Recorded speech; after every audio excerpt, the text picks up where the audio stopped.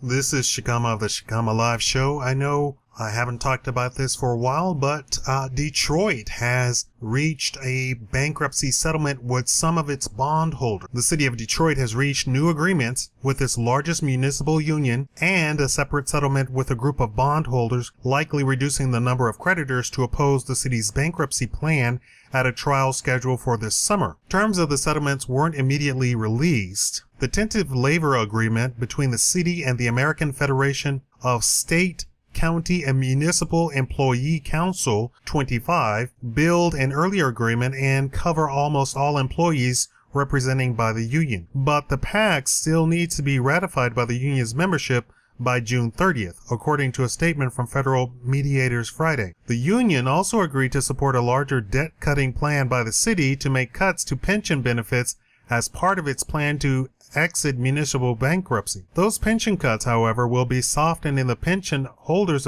approve a complex plan relying on more than $800 million in outside funding from donors, foundations, and the state of Michigan. Pension holders simply cannot risk the further serious reduction in pension pay and job security if the plan and our collective bargaining agreement are not approved, SCME Council 25 President Al Garrett said in a statement, calling on his members to vote for the city's bankruptcy plan. The separate bondholder deal was worked out between Detroit's emergency manager and two principals that either hold or insure the majority of limited tax general obligation bonds issued by the city, according to a statement on Friday from the federal mediators in the bankruptcy case. Quote, the settlement recognizes the unique status and niche of LTGOs in the municipal finance market, the mediator said. The insurer of the LTGOs has made it clear it will honor its insurance commitment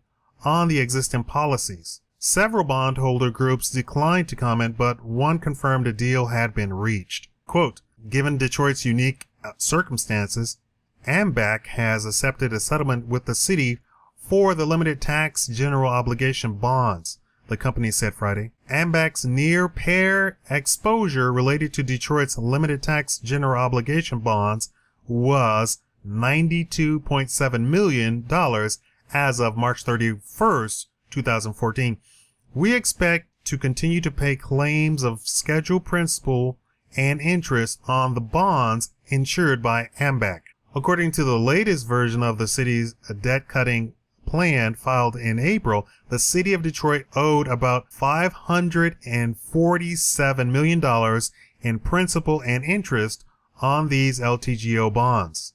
Compared with unlimited tax general obligation bonds, these limited tax bonds aren't usually backed by a specific tax revenue stream, prompting the city to argue that it could offer a much lower payout for these bondholders in bankruptcy. But bondholders oppose the cut as unfair, warning it could roil the municipal bond market in Michigan and potentially drive up borrowing costs for municipalities. Detroit's plan to exit bankruptcy, the nation's largest Chapter 9 cause, with an estimated $18 billion in long-term obligations, originally called for a different treatment for the city's bondholders. Unlimited tax general obligation bondholders who reached an agreement with the city in April are to receive about 74 cents on the dollar in recovery on their claim under the plan. But limited tax general obligations bondholders were still at odds with the city, would only get about 10 to 13 cents on the dollar. Let me repeat that. Limited tax general obligation bondholders who were still at odds with the city would only get between 10 to 13 cents on the dollar. It was unclear on Friday whether the agreement would boost the recovery of these bondholders and by how much. The mediation team, led by U.S. District Judge Gerald Rosen, added that with this settlement, only a few remaining, albeit significant, disputes remain between the city and its creditors. A trial has been scheduled for mid-August on the merits of the city's debt-cutting plan. A spokesman for Detroit Emergency Manager Kevin Orr said he didn't have an immediate comment about the deal, which mediators said was still being completed. What this is saying simply is that the union is getting more attention and a better deal than bondholders, which is the exact opposite of what a regular municipality should have. As a incorporated municipality, the bondholders are supposed to come first, well, right after the creditors, but they're in the same boat as the creditors. They're supposed to come first. Unions and all of those other people who just have promises and maybe contractual promises, albeit, but if they're going to go through bankruptcy, they should come last. Those are simply obligations that are contractual and not actual creditors. This is not something, and people in the union workers, of course, argue that they put in their blood, sweat, and tears. No, this was just an agreement that they came to. I don't think there should be a union for any government work. You shouldn't have public unions. I think that should be unconstitutional on its face.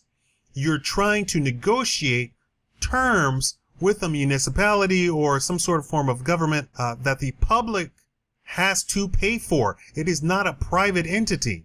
A private entity doing that has checks and balances that a public system doesn't have. The checks and balances would be, of course, the free market system. If the union makes deals that the company cannot adhere to and renders the company incapable of making a profit, the entire house of cards falls down. Well, here we have an entire house of cards falling down, and the unions are still not having to take responsibility of their hand being in the destruction of an entire city. It is just disgusting, and this should render the city of Detroit incapable of ever issuing bonds and trying to collect money from creditors who will buy their bonds. They should be the worst rated bonds in the nation. It's obviously not backed by any real money or promise, seeing as the union can come in and get in front of you. It's just disgusting. Tell me what you think about this, and thank you.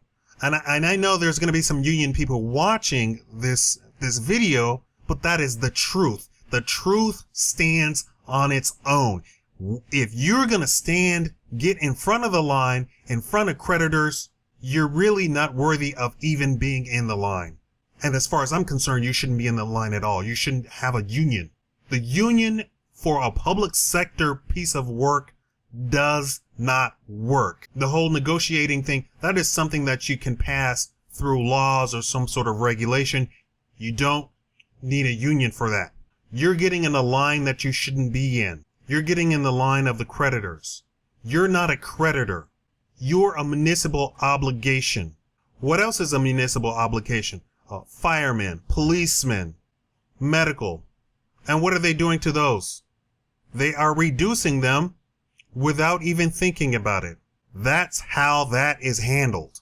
An obligation is not the same as somebody who paid you cold, hard cash and bought a promise from you in writing from them to you. That is a creditor. You're standing in front of those people who pay their cold, hard cash. You're just an obligation. You should not be at the table. You shouldn't be in the line. You all are lucky I'm not a judge. Thanks for watching the Shikama Live Show.